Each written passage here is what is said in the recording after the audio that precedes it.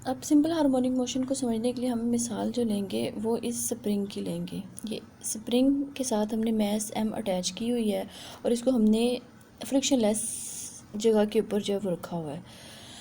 Frictionless means कि हमने ऐसी जगह पे रखना है कि ये ना हो कि थोड़ा सा चल के तो ये खुद ही रुक जाए। फ्रिक्शनलेस मीन कि हम ये सपोज कर रहे हैं कि ये अब हम एक दफ़ा फोर्स लगा के छोड़ देंगे तो ये continuously to and fro motion इसकी होती रहेगी। ओके, मैस m है, ये इस वक्त अपनी मीन पोजीशन के ऊपर है क्योंकि इसके ऊपर कोई फोर्स नहीं है। जब फोर्स अप्लाई नहीं हो रही तो ये रुका हुआ है। रुका, और जब कोई चीज़ रुकी होती है, मीन ऑब्जेक्ट रुका हुआ है, वो अपनी मीन पोजीशन पे रुका हुआ है। ओके, अब हमने क्या करना है, हमने इस पे लगानी है फोर्स F। हमने इस फोर्स F इस पे लगा के हमने इसको कहाँ तक लेके जाना है, पोजीशन A तक लेकर जाना है। इसको यहाँ तक ले जाके हमने इसको यहाँ पे देखो, अब ये डिस्टेंस हमने, ये मीन पोजीशन थी, इसकी मीन पोजीशन से हम इसको लेकर गए हैं x डिस्टेंस आगे। फोर्स अप्लाई करके हमने इसको डिस्टेंस x हमने इसका ट्रेवल करवाया है।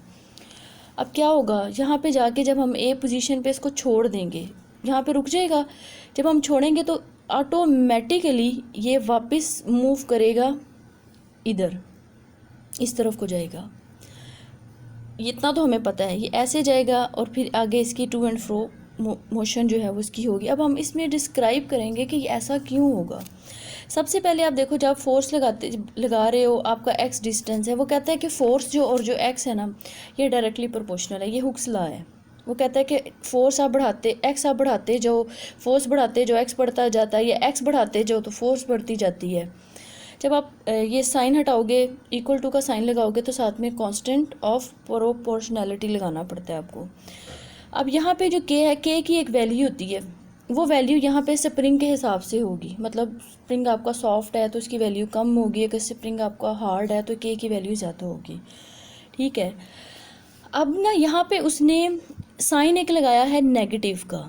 ठीक है, ये एक्स्ट्रा में उसने नेगेटिव का साइन लगाया और वो आगे कहता है कि ये नेगेटिव साइन जो है वो किस चीज़ को शो करवाता है, ये इस चीज़ को शो करवा रहा है आपका कि आपने जब इसको यहाँ पे लेकर गए हो ना पोजीशन A के ऊपर, तो आपकी यहाँ पे फोर्स क्या होगी, इसकी वैल्यू, स्पीड यहाँ पे क्या होगी, आपकी स्पीड है यहाँ पे आपकी 0, क्योंकि ये रुक गया है। फोर्स जो इसके अंदर स्टोर हो गई है, फोर्स जब आपने यहाँ पे लगाई, एक फोर्स है वो इस स्प्रिंग के अंदर स्टोर हो गई है। आपने वो फोर्स की वैल्यू यहाँ पर मैक्सिमम है, फोर्स यहाँ पर मैक्सिमम है। जब आप इसको यहाँ पे छोड़ोगे तो ये वापस इसके अंदर जो फोर्स है वो होगी रीस्टोरिंग फोर्स। रीस्टोरिंग फोर्स मतलब कि वो फोर्स इसको वापस, इस मैस को वापस उसकी मीन पोजीशन पर ले जाने के लिए लेकर जाएगी। उसको हम कहेंगे रीस्टोरिंग फोर्स। एक तो फोर्स हमने लगाई, एक फोर्स है ये स्प्रिंग इस मैस पर लगाएगा, इसको वापस इसकी मीन पोजीशन पर लेकर जाने के लिए।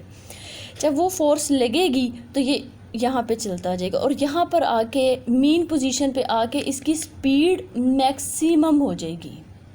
इस मैस की स्पीड यहाँ पर मैक्सिमम होगी इस पॉइंट पे, और इसके इस अच्छा यहाँ से भी यहाँ पर आ गया, यानी कि टू एंड फ्रो मूवमेंट है ना इसकी, यहाँ पर गया, फिर ये मीन पोजीशन से होता हुआ ये पॉइंट बी पर जाके रुका।